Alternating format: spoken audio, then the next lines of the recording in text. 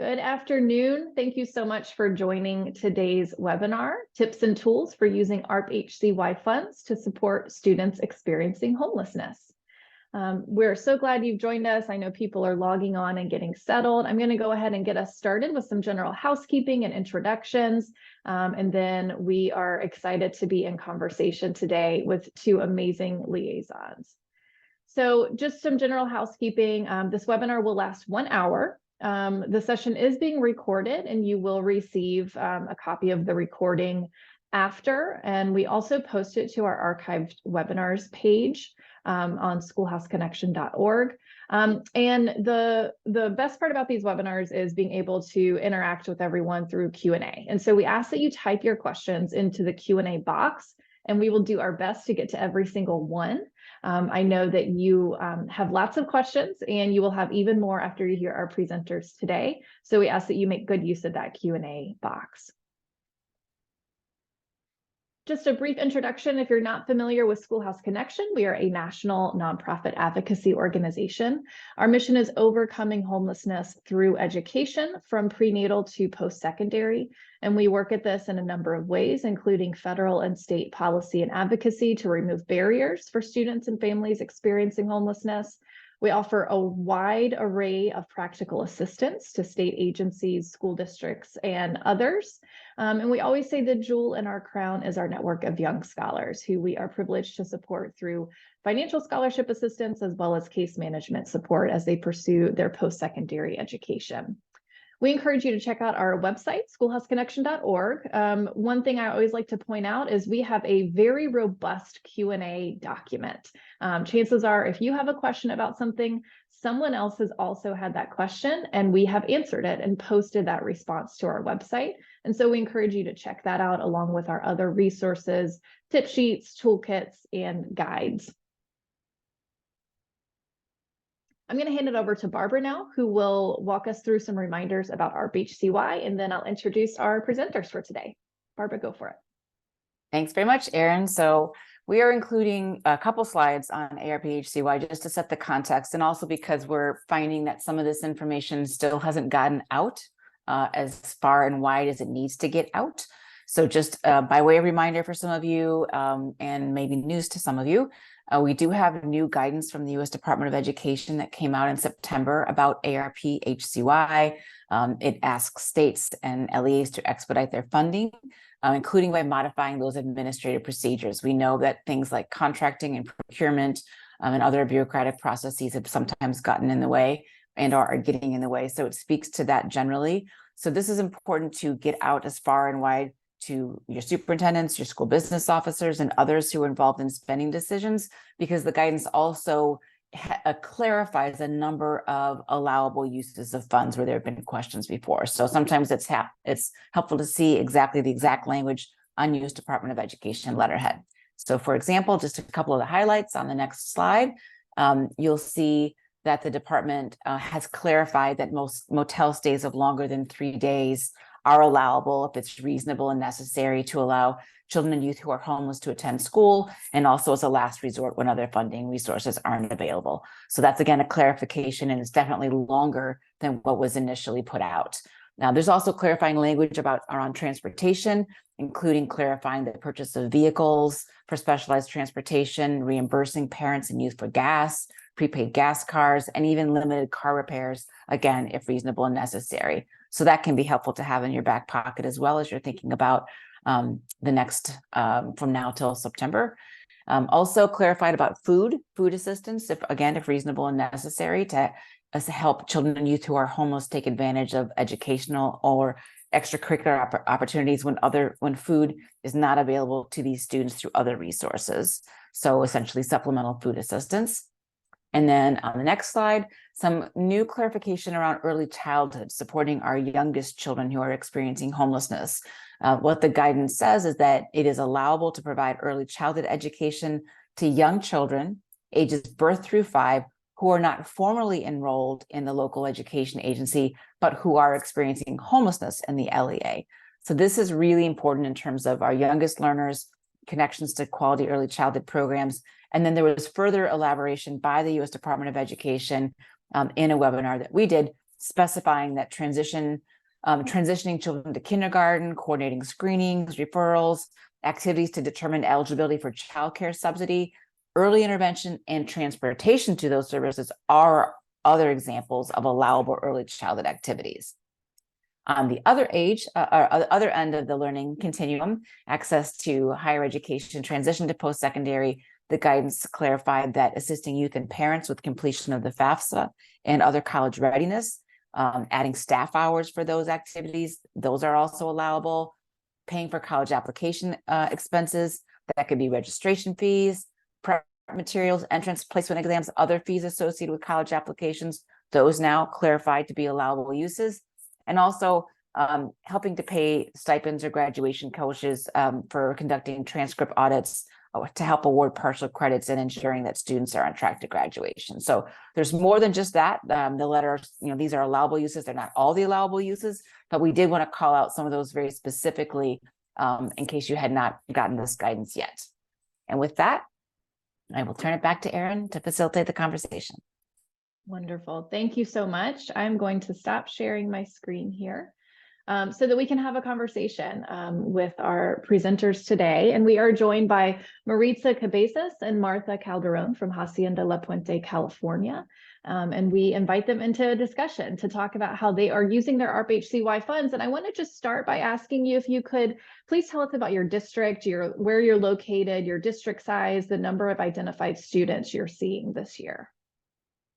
Sure. So we're located about 22 miles from LA City, downtown Los Angeles.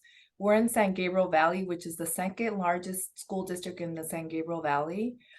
We have about 31 schools, over 16,000 students. And currently we have seen a spike in the number of our families experiencing homelessness. So last year we had over 700. This year, we've already identified over 940 students.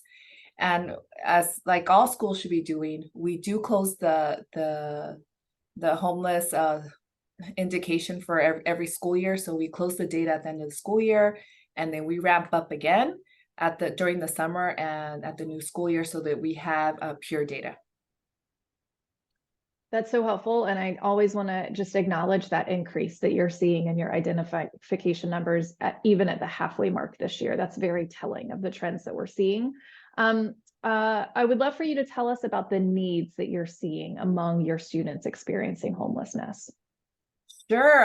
And I'll let our amazing homeless liaison, Maritza Cabezas, take this on. But, just right now, during our webinar, we have a Thanksgiving we have resources for families, so they're picking up vouchers that we connect with our faith-based organizations, or getting a whole meal. And then the families that live in shelters or motels, hotels, or we have a few families right now in cars. They're actually getting Denny's gift cards or prepaid cards, and those are all donated. They're not from ARP funds; they're all donation. So that's right now what we're seeing at this moment as people walk in. But I'll let Maritza take that on. She does a full scope of intake, assessment with families. She has a really good connection with them because we have some families that have been in our program since inception. So since we developed this particular program, we have families that have been in our program for at least 6-7 years. Yeah. Go ahead. So first of all, I want to thank Martha. She's my director. She's the director in our department, and she's always so supportive. And I always tell her that without her support, none of this would be possible. So I just want to thank her for everything that she's done. So going back to your question, what is the need that I've seen in my students? So usually we tier our families, right? We have a tier 1, we have a tier 2, and we have a tier 3. Tier 1 is mostly like doubled up families, or tier 2 are families that are living in a room, in a garage, in a trailer. They have some type of shelter. And then we have our tier 3 families, who are families that are living in motels, or they're staying in their cars. I work mostly with my tier 2 and tier 3 families, and I could tell you that a lot of the families are experiencing homelessness due to the lack of affordable housing, especially here in the LA County. There's families that are having to move outside of the LA County looking for, resources, housing resources in other areas. Families having to double up. And I think that's why we're seeing that increase in numbers, is because families are having to double up because there's no affordable housing. In saying that, a lot of the resources that we see are needed within our families are, for example, gas. Gas is really, really expensive for a lot of our families. I can tell you that food is another one, clothing and hygiene products. So in looking at the families that we're currently working with, we have come up with different programs to be able to assist our families and support them with those needs. Thank you so much for sharing that. That's super helpful. Would love then for you to talk about how you're using your American Rescue Plan Homeless Children and Youth, or ARP HCY funds, to meet those needs. And what can you share about the process of getting some of that spending approved in your district? Sure, I'll start off. Well, the process is very lengthy because I had to do multiple meetings with the assistant superintendent of business and the directors and the purchasing directors. When the ARP funds came about, there was a list of allowable services and things that we could purchase. So definitely, since we got that, I sent that over, email, print, walked over to their office, talk, told my boss about it. Like, hey, we could got prepaid cards. Hey, I could get vouchers for motels. We could purchase, these other items that weren't allowable, from my other grant, because we have the AHCY funding from California that was dedicated to a grant we wrote. So it's a lot of conversation, a lot of meetings. It has to be very intentional. And so that took a little bit. And then once they kind of like, okay, well, it sounds like it's allowable, we had to do like, okay, what are we going to do? So, and I'll let Maritza talk about the prepaid cards that we do. So we did start a program like that through Black Hawk, which is because I'm like, well, we're going to buy these cards because from liaisons, I hear like they have to go to the store, they have to dish out their own money and buy these cards. And I don't think that's feasible. You can't ask somebody to buy thousands of dollars of cards that way. So we ended up, the ladies in my office ended up, including Maritza, found this thing called Black Hawk. And so we're like, okay, well, they sell gift cards to like stores and gas stations. And I'm like, okay, well, let's see if they'll do. So we worked with them. We talked to them. We met with them. We told them, hey, this is what we want. This is what we're looking for. Is this something that's doable? And because prepaid cards are like money, they will not hand you a prepaid card without it being paid for. So it took a long process working with procurement because our district does not want to pay for something on goods that haven't been received. So it's a lot of discussion, a lot of like kind of taking a risk too. And so we're like, we'll start with like $3,000 and see how it works. And so once, they got their check, we were able to order the gift cards online, which is awesome. And then they got their check from our business office and then we got the cards. And so that's how I'm like, okay, this is going to work. And since our business folks already knew like the process, it's kind of like, oh, okay, oh, these are the gift cards. So it becomes something like a routine now for them because they know that we've been doing it. But obviously we have to put structure because it's money. We had to put policies and procedures in place. We had to put it in writing so that our district folks know like, hey, how are you taking care of all these thousands of dollars? So we had to make sure we had a safe, we had a process, we had documentation, and I'll let Maritza talk to you about all those pieces, but it does take a lot of time. It's not something that is overnight because like Erin was saying, or Barbara, on the procurement end, it takes a while. And so even though now we have this letter from the government saying, hey, can you expedite these? It still takes a while. And if you don't have a contract with this business, then that's going to be another while. So if this is something that you're considering, you need to start now. You can't wait till June. You need to start now. And so Maritza could talk to you more about what that process looks like on her end.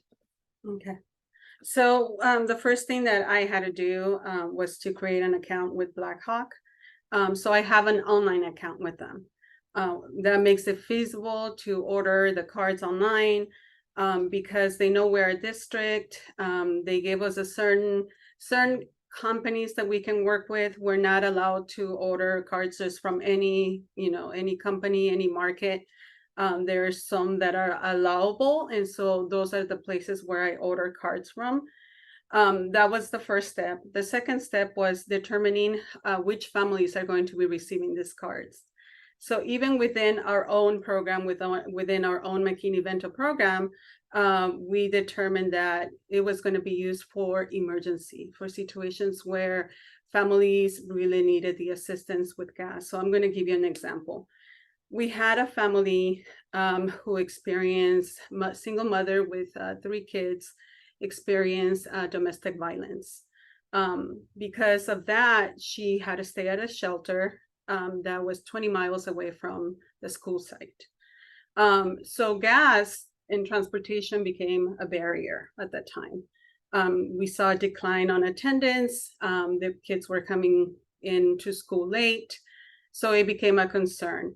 And so then what we did, the second step was for us to meet, me and Martha, of course, and then also the counselor, school administrator. We all kind of came together, and we determined that, first of all, it was in the best interest of the child to keep them at the school, because of the level of trauma they had suffered. It wasn't convenient for the child to move them to a different school district. So we decided to keep them here. He had a connection, the children had a connection with the teachers, they had a connection with the counselor. So we didn't want to add another level of trauma to what was going on already. And so how can we support them? So we're going to keep them here, but how are we going to support them? How are we going to facilitate that transportation? So we created a program where the mom received a gift card, a prepaid card for gas every week. So she would come every Monday. I would give her a prepaid card, and then she would submit the receipts to me, indicating that, the card was used for gas. In addition, we would also, give her food cards, because sometimes, she wasn't getting enough food for the children. So that's how we determine. Now, the second step after meeting, with all the counselor and administrator and teachers and everyone, in determining the child needed to stay in school, then what I did is I conducted an intake with mom. So I explained to mom what the situation was. I told her we were going to support her. And then so when that was determined, then I had her sign what we call the prepaid card agreement. And also she agreed to all the conditions. We went over what was, allowable to purchase and what she couldn't purchase. She had to sign an agreement. And so now every single time that she came in to get a prepaid card, she has to sign the agreement, and I log them in. So I keep a close count of all the prepaid cards that are given out. So it's really a lot of assessing the need. And if many of you are probably aware of the best interest determination meeting, it's kind of like a meeting like that. And so it's important that they know what the expectations are, because even though they're going through this distress, we want to make sure the kids are in school, because we know that the stability of school is so highly important that we want them in school. They are already having so much disruption, so they need to know, hey, we get this, but we're going to be checking on attendance. We want to make sure the child gets to school, makes those connections, continues to see the counselor. And that's why it's important that you include everyone in the meeting, so that everybody's okay. Because if they stop going to school and they come get a gift card, how are we helping in that manner? I'm sure we help them with gas, but really the whole thing is, how do we keep these kids in school?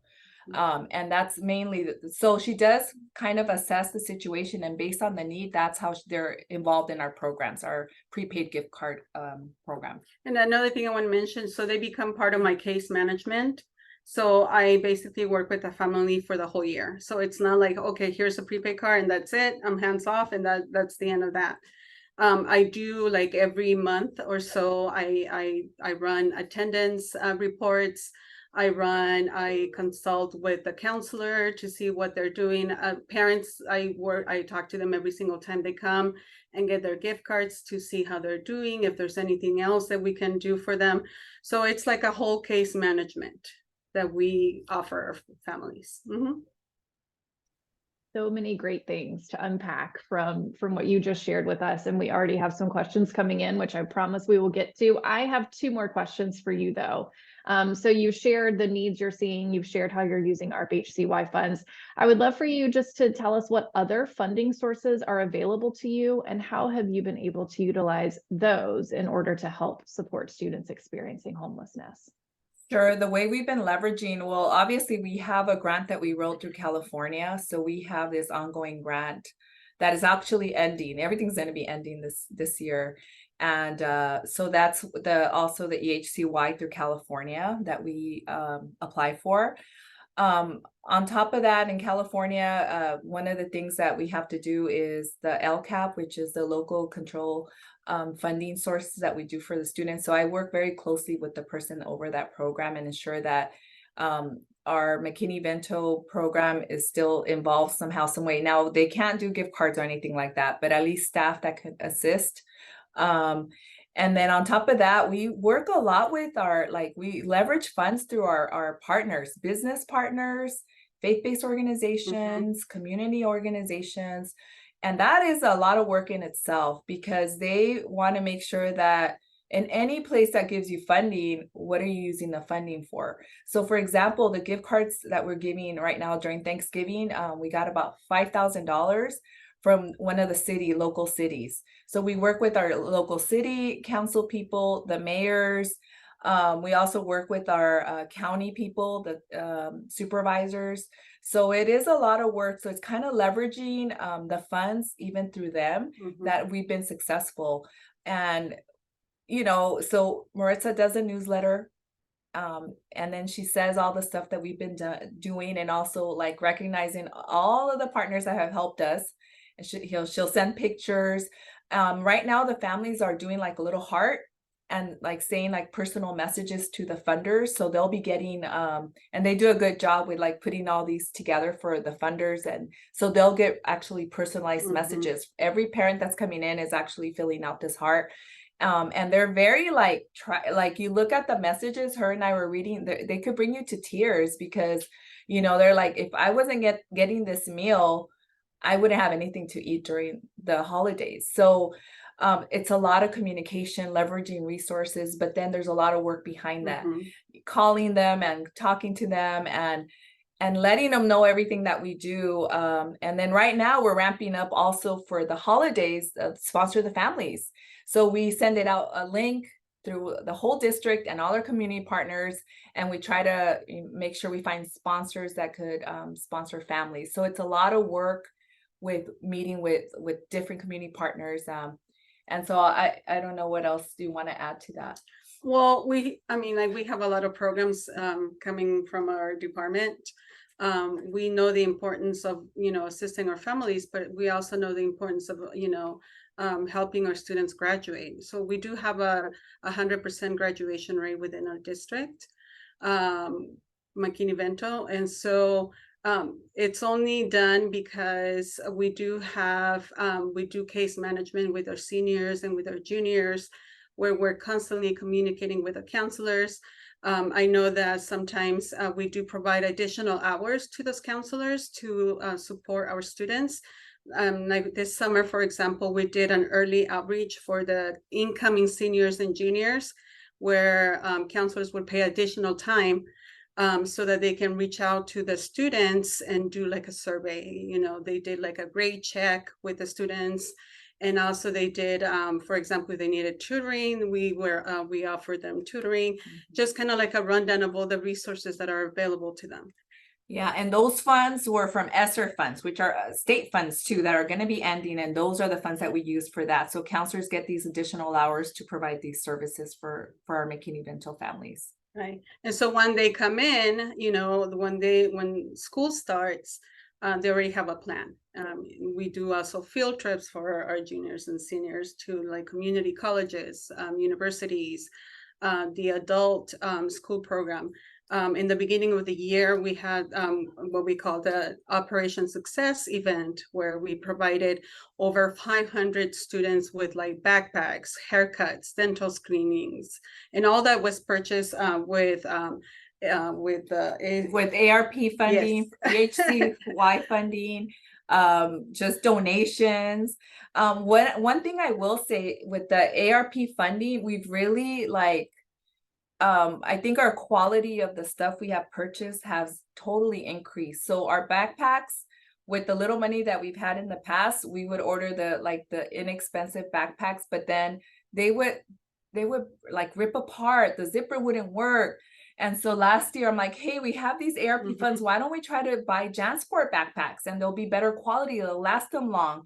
And if they end up leaving our district for whatever reason, they have a really good sturdy backpack. And we figured out a way, and we were able to purchase these JanSport backpacks. So all of our kids this year from that program got JanSport's backpacks. In addition to that, shoes. We used to buy these knockoff Vans shoes.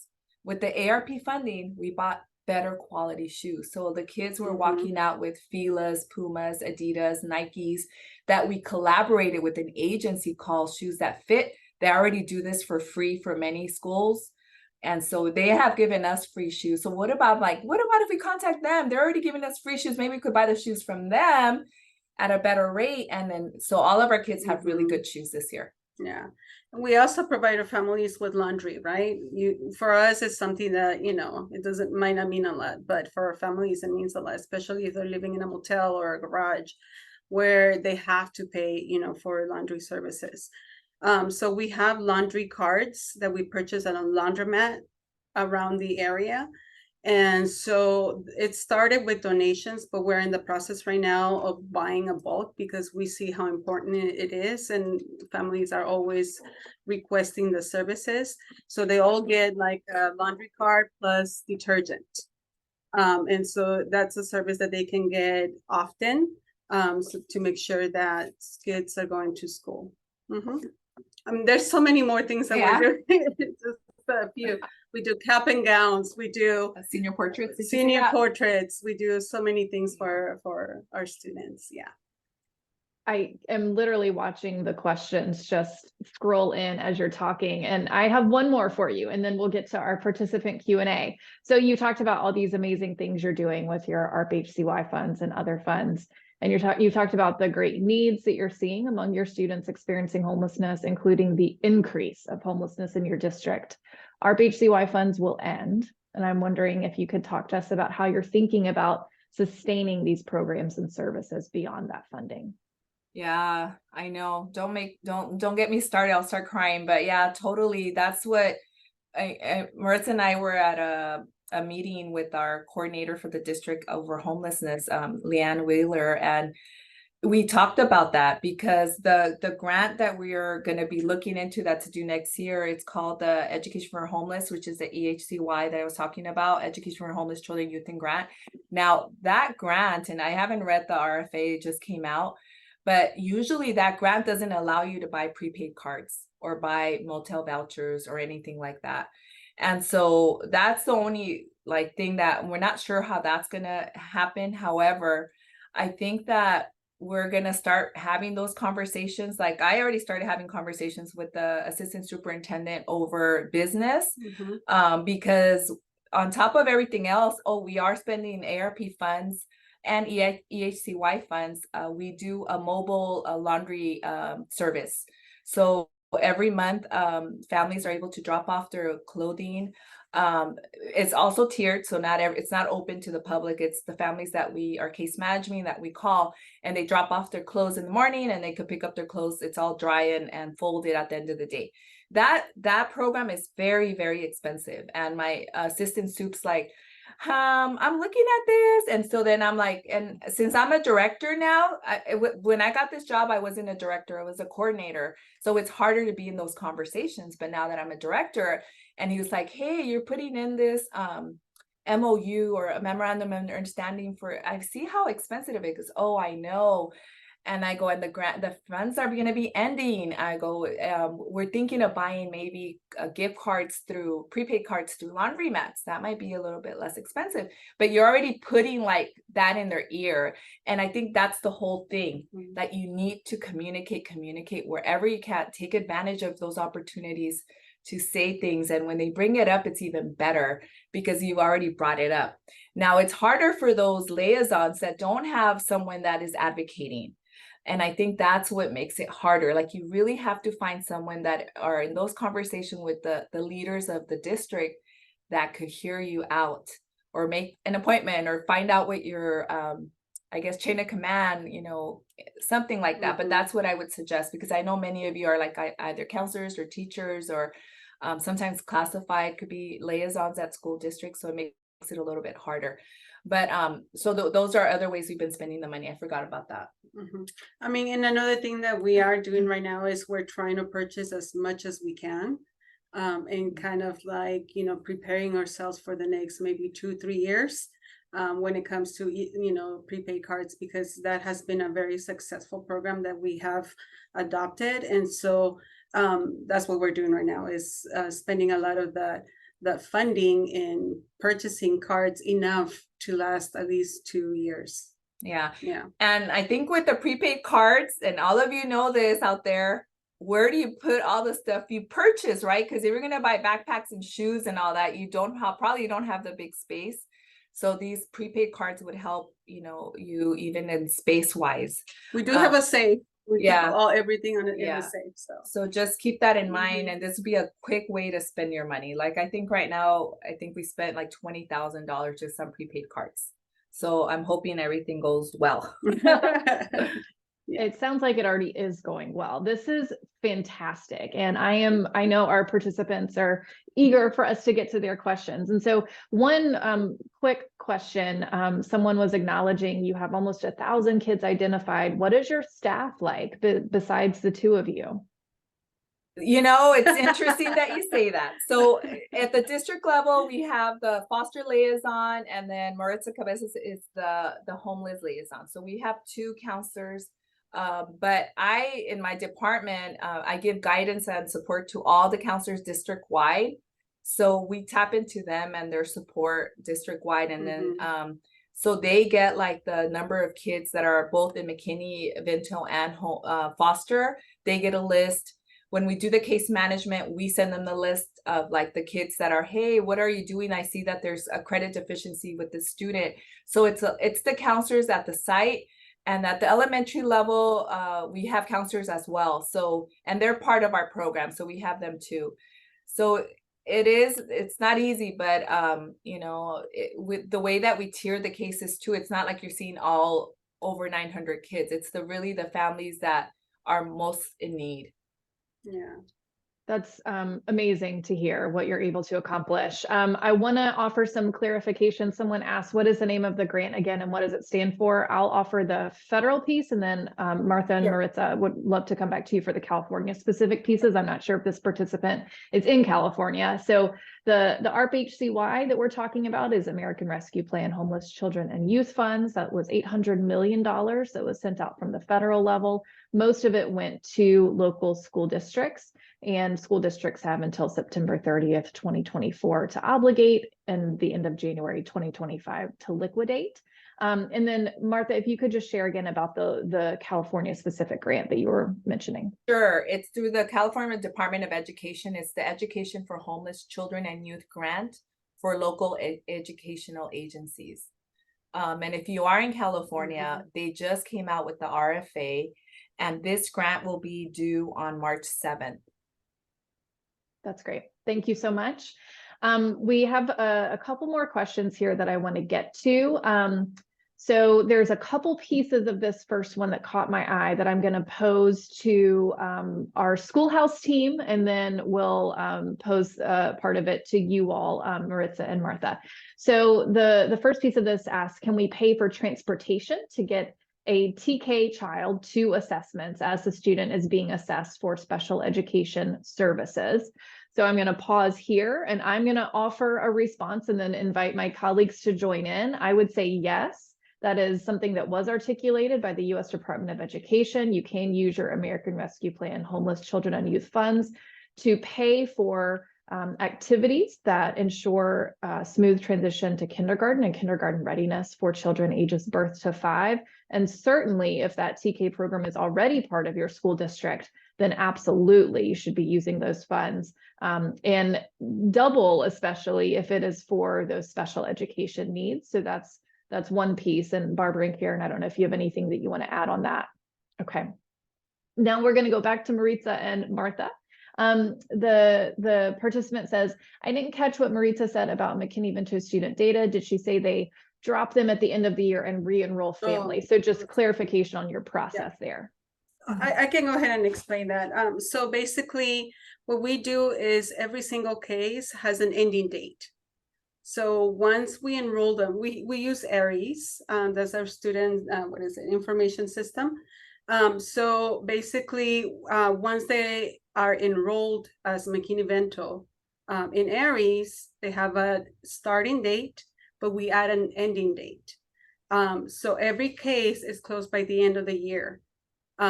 What families have to do is they have to re-enroll if the situation, their living situation is still the same. They have to re-enroll in our program at the beginning of each school year. And the reason why we're doing that is because we want to make sure that we have clean data every single year. I remember when I started working, there were, districts and school sites where they wouldn't close the cases. And so the cases would just kind of carry over until the next year. And so a lot of times, family situations, they change. Sometimes they get an apartment in the middle of the year and you are not aware of it, but we're able to catch it at least in the beginning of the year. So that's the whole purpose of providing an ending date for every single McKinney-Vento case. That is very helpful. Thank you for that. We have a few questions here that are, I think, both general allowable use questions, and then would love to have you all, Maritza and Martha, share if and how you are using funds in your district for these uses. And so the first one is, are we able to pay a student's phone bill? He is a newcomer whose dad dropped him off at a cousin's house and told him that he was leaving him there and not coming back. He is 15. So I would love for our schoolhouse team, Karen or Barbara, to weigh in first, and then Martha and Maritza, if there's anything you want to add, we'll come back to you. I'm happy to jump in on this one. Yes, so purchasing cell phones and other technology for unaccompanied youth is allowable. That was listed in the guidance from the Department of Ed. And then Martha and Maritza, if there's anything you want to add on that particular use. So we haven't really had a request on phone. However, we do provide hotspots for families that are currently living in their cars. That is something that's actually coming from the district. And we have worked closely with our NCS department, our technology department. And they have a certain amount of hotspots reserved for our McKinney-Vento students. We provide them with a laptop and of course a hotspot for our motel families and any family that basically needs it. That's McKinney-Vento. Yeah, the good thing is that our district's paying for those. We're not paying for those. So they're not even ARP funding or anything. They know that they have to support our families with this, which has been awesome for us, because they're like, just let us know when you need it. We'll get it to them. I'm like, okay. That's wonderful. We have a couple other I'm just literally the questions are rolling in, so I'm trying to keep up here. I know that we have a question about transportation, and so our team has dropped a link in the chat to how ARP HCY funds can be used for transportation. And then Maritza and Martha, I just want to give you an opportunity to share any transportation needs you might be seeing in your district and how you're addressing those. Sure. You want to take it? Yeah. Okay. So we figured that, the more options that we're able to provide our families with, the better we're, able to serve them. Like we said, one of the options is the prepaid gas cards that we offer families if they have a car, but sometimes we encounter families that have no transportation, right? So what are the options for these families? So we do offer public transportation through Foothill, which is the tap cards, but we also have the hop, skip, and drive in very special locations. This year, we had a couple of students use the service. I know it's costly, and then Martha can talk about the cost of that one. I know it is very costly, so we have to be very, very mindful of the families that we are choosing for this service. But we do have a lot of options when it comes to transportations. Yeah, including, did you say about our own district? Did you say that? Oh, and then we also have district transportation. So for example, if there's a student that is, moving around a lot within our district, then sometimes the district's own school bus will pick them up. So we have that too. The Hop, Skip, and Drive, if you're not familiar with it, it is a paid, kind of like an Uber. And so that's that we utilize that, and that's working with our transportation person that has to do the contract with them. And so it's an open contract and we'll use them. So that's another contract that you would have to do. I don't know if Hop, Skip, and Drive is all over the nation, but in California, it is. Okay. And so that's another contract. But that one's tricky because if you put a certain amount, you don't know if you're going to use it all. So, and it is very expensive. What we found is it's easier to give a family a prepaid card than Hop, Skip, and Drive. And there's a lot of logistical issues with Hop, Skip, and Drive, for the families, for the students, for the school. Mm-hmm. They don't show up, and then they still charge you if it wasn't canceled. So we learned this by using, right? You implement a program, you're going to learn the ins and outs of it. And I think we're like, oh gosh, this is a very difficult program, but we have used them. That's good to hear. Yeah, thank you for sharing that. I know there's some more resources being dropped in the chat. I'm going back up, and we had one participant ask if you would be able to share a sample of the prepaid card agreement that you mentioned. I'm not sure if that's something that you could share with us, and we'll share it out as a follow-up resource. Yeah. So we were the recipients of the, Homeless Innovation Program grant here in California. And so we had to develop a toolkit. So all the resources that we offer families, we have it in a toolkit available for other districts to use. And so we can provide you with the link to the toolkit so that, anybody can use it. But all the samples of the forms and everything is included in that toolkit.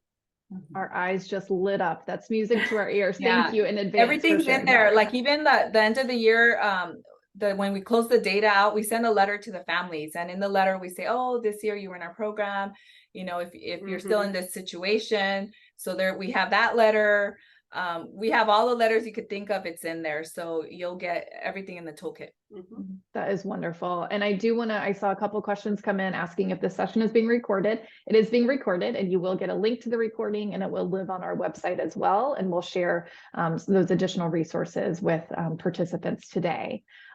We have some more time left, and I'm so glad because we have many more questions left to get to. So I would love for you, we've had a couple questions about using funds to pay for graduation related activities. And so I'm wondering if you could talk again through what you're able to provide to your seniors.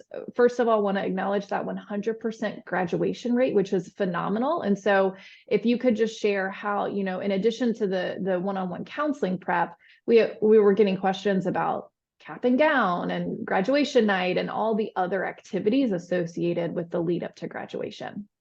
Sure. So our cap and gowns, we actually get it paid through our homeless reservation funds. So it's not through any of our grants. We've been doing that for like over 6 years, ever since I came in. And it was based on need. And so what we'll do is have counselors talk to the families at the school sites and find out if they are in need of a gown. And we do that early on.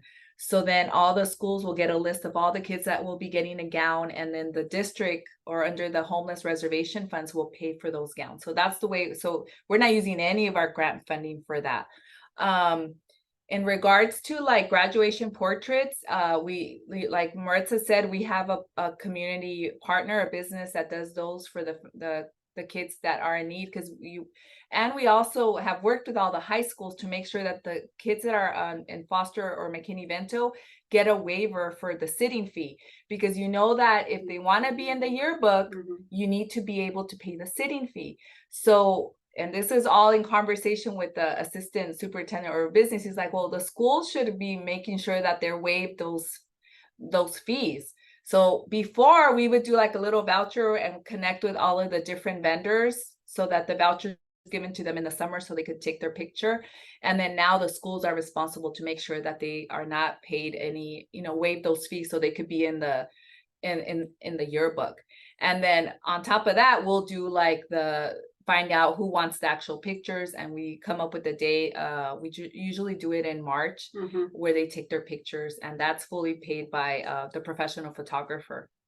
Yeah, so we have a community member who was, so we have a community member that actually she was homeless when she was in high school. And so she became this, renowned photographer here in the community. So her way of giving back to the community is by taking senior pictures, because she remembers not being able to afford those pictures. And so if you look at the prices, it's really way too expensive. So we determine a day, and, the students are able to come and take their pictures in the cap and gown and with their families. And so they have like a really nice portrait at the end of the year. We also do a graduation celebration for our students from our department for our McKinney-Vento and foster kids. It's a big celebration that we do, recognizing their efforts. We provide them with a certificate, and we reach out to sponsors to give them a little gift bag with gift cards and just some type of, like a teddy bear or something to remind them, like a little gift of the graduation. And children really appreciate that as well. Also, if any student is not able to attend prom, or they're not able to attend grad night, I have a list of sponsors that reach out to me, and they want to be able to sponsor a senior. So we call it sponsor a senior event. And so I'm able to help those students, participate in all those senior events that are so meaningful to us, Yeah, and so we have another way for you to also get like leveraging of funding is like all your community. Oh gosh, I can't think of the word, like Rotary and Kiwanis and those, or there's like these women clubs, like we have the La Puente Women Clubs and Hacienda Heights, and so they want to participate. So sometimes people reach out to us, or you can reach out to them and say, hey, have you ever thought about your club sponsoring a senior? So that's another way for you also to leverage funds. One thing I do want to mention is like the importance of, when, in the beginning, before we had all these grants and all this, additional funding, we rely heavily on our sponsors, community members. And so in doing that, what I found was necessary and very important in order to maintain those relationships was to create a newsletter, a quarterly newsletter with information about everything our department is doing. And we have like a spotlight, for the sponsor of the month or something. And they love that. They love that. And I also provide them with information, like I do a welcome back at the beginning of the year. And also at the end of the year, I do like a thank you email with like a PowerPoint slide with everything. So just keeping those connections and keeping them informed, keeping them informed and just reaching out to them and being very thankful for everything that they're doing. And just that has been very helpful. And then that newsletter is a template that's in the toolkit. Yeah, everything is in the toolkit. Amazing. That's amazing. Thank you so much for that. I do want to acknowledge some folks are sharing how they have used their ARP HCY funds. And so I just want to read out a few of those. Someone said, I worked with my purchasing department for them to use their district credit card to purchase gift cards from kiosks at local stores. I know every district has their own process, and we do encourage you to use those allowable uses for store cards. Someone else said, related to graduation activities, their school district collaborates with Balfour, and they provide cap and gowns for all homeless students for free. And definitely some interest in the toolkit that you have offered to share. And the question is, was it already shared? We have not shared it yet, but with Maritza and Martha's permission, we will include it in our follow-up email resources that you will all receive automatically. I do want to also acknowledge there was a question about motel stays, and I know, Barbara, you put some language in the chat, but I wonder if you wanted to say anything out loud about that piece of ARP HCY. Just because the chat's happening so fast, in case it got missed in anything else, but there was a question about, like, is there a specific number of days there is not. And rather than try to paraphrase the reasonable necessary, I just copy and pasted the entire paragraph there. It's definitely intended to be short term, but the department recognizes that these situations are complex and can take time. So that's the guidance there, but there isn't a specific upper or lower limit. We did get a question because you all are doing such great things with purchasing store cards. We got a clarifying question from someone who said, so we can purchase gift cards in all federal program guidance. We've been told not to, so it's okay for McKinney-Vento. So technically you are correct. You may not purchase gift cards, but store cards are allowable. And so I want to point that out.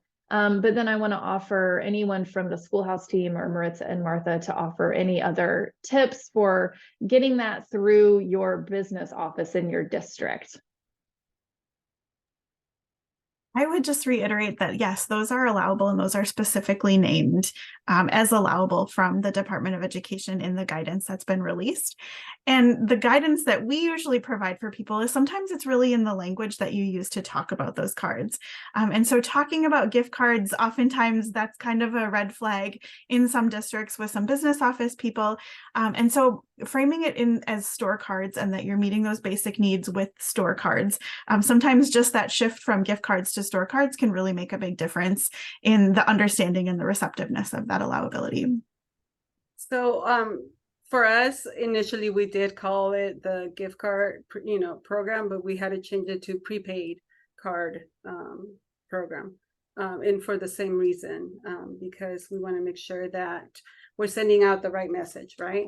It's not a gift, but it's a card that we're providing to meet a need more than anything. And I think we've also heard liaisons talk about how it's a re-engagement strategy for students who've not been in school, and it's also an attendance strategy. So directly connecting it to things that schools are focusing on, like getting over those barriers, I think can be helpful too. For us is attendance. And if you note it in the toolkit, you're going to see that in the description, it's going to say in order to assist with attendance, because that's the bottom line. We're providing assistance, for transportation and uniforms and food and everything, so that children can continue coming to school. The only thing I want to add is when we're talking about the motel or the okay, that's one big obstacle that we've had. Because initially we work with an agency, a nonprofit, that would give us motel vouchers up to 3 days to even months. And so we were trying to okay, we could purchase vouchers and give it to them, and then they could help us with, we wouldn't be the ones actually doing the facilitating of but we had a contract, it was approved by the board, and then there's that thing about who has liability.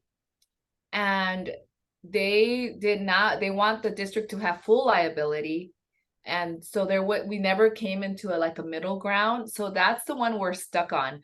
And so it never happened and never came into fruition like we wanted to, so that's been an obstacle for us. Now we're looking into prepaid motel cards too that they have, but I hear there's also obstacles with that. I met with another unified school district, LA, and there's a lot of obstacles as well. I mean, once you even buy a prepaid card, there's liability too if a family smokes or they have a pet or they charge for parking. And I never knew all of that until I talked to her. I'm like, you're right. There's so many other details. It's not just giving them somewhere to stay. There's a lot of other particulars that you really have to look into. So now we're back on square one with that one. That one's really hard for us. Yeah. And Barbara just dropped a link in the chat to a resource that we created, specifically trying to address some of those concerns that you all are running up against. Some districts, every district policy is different. Some districts have had success with their liability agreements, and we link to some of those resources in that document.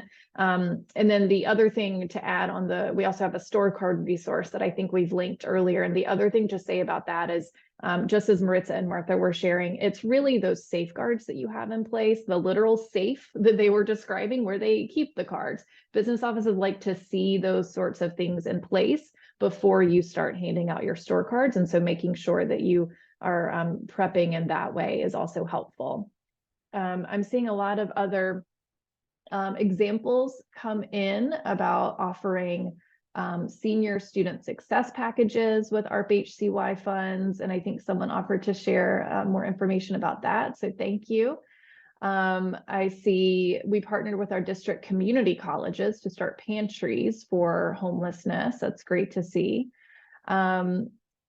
I'm just scrolling to make sure I'm not missing any other questions. And I know we have 5 minutes left. So Maritza and Martha, would love for you all. I know that whenever I'm doing a presentation, I undoubtedly after the fact, I think, oh, I should have said that. So I know we've covered a ton, but I want to give you the space and opportunity to share anything else that you would want our audience to know about how you're meeting the needs of your students. I mean, for me personally, I feel like just one thing that I always try to do with the families that I'm supporting is I try to create a relationship with them. Just maintaining those relationships, not just with your community partners, with your sponsors and your donors, but also with the parents, and letting them know that you're there to support them, and letting them know that, the resources that we have available is for them. Because sometimes I do get parents and that are a little embarrassed to ask for resources, or there's so many, things that they're going through. So for me, the only thing I can say is just creating those relationships with those families, with the children, and just letting them know that you're there to support them. That's one of the main things that I try to do with my own families, and just having do the follow-up, not just the initial intake and then, it's all done, but just making sure that those families, especially the most vulnerable families that are going through so much, make sure that you're following up, not just with the student, but also with the parents, making sure that, you're referring them to like the different agencies, and they will appreciate it. They will appreciate it, even if they have to sleep in their car because, they have nowhere else to go. They know that you're trying hard and that you're on their side. So it's very meaningful. Yeah, I saw something on ACT. So the district pays for that too. And one thing I didn't mention, the district pays for AP exams for any kid that's in foster, McKinney-Vento, or juvenile justice impacted. We also pay for AP testing. And so we want to make sure that those kids that are in AP stay in AP and take the test. So that's another way, just because I saw that, it just triggered a memory. But you know what, just you do the best, you learn from your families.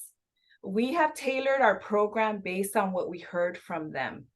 We do surveys with them. So right now, when they pick up their vouchers or their prepaid card to Denny's, we ask them questions. What's another thing? Like during Thanksgiving, people want to give a turkey. Well, you can't give a turkey to someone that lives in a hotel motel, and some people don't know how to cook a turkey, so there's just a lot of things that you really have to be cognizant about. But if you do it with true intention, with your heart, there for them, then it could be so small that for them it's huge. So just learn from your families. And I think that's what has really brought to us in terms of our work, is from the families. That is a wonderful note to end on. I know that we have been blown away by everything you have shared, and we are just so grateful not only for your time with us today, but for everything you are doing in your district. Just a reminder to our participants, you will receive a follow-up email with a link to the recording, our slides, as well as those resources that Maritza and Martha mentioned. I want to thank our participants as well for being so engaged and for your questions and for sharing all the ways that you're using these ARP HCY funds. Please do not hesitate to reach out to us. You can find us on the website, schoolhouseconnection.org. Reach out to Karen, myself, or Barbara with any questions that you have. And we look forward to seeing you all again for another ARP HCY webinar in just 2 weeks. Thank you all so much.